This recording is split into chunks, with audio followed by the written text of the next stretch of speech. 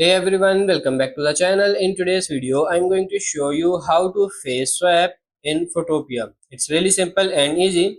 So first of all, just import your two images in Photopea, and then as you can see, these are the images. Now what you have to do is reduce the opacity for the first image so we can see exactly the faces, and then place it exactly on the second image's face like this.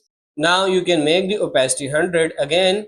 Then you have to select this first layer and go for this lasso tool here, and now you have to make a selection on the face like this, as you can see.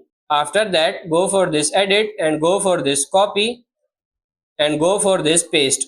Now if you hide this layer, you can see this is the face we have just copied. Now you have to select the both layers, this face one and that person's layer, and you have to go for this edit and simply go for this auto blend, and you will see your face has been successfully swapped. So that's pretty much it for this video. That's how to swap faces in Photopea. I hope this video was helpful. If it is, like it and subscribe to the channel. Thank you.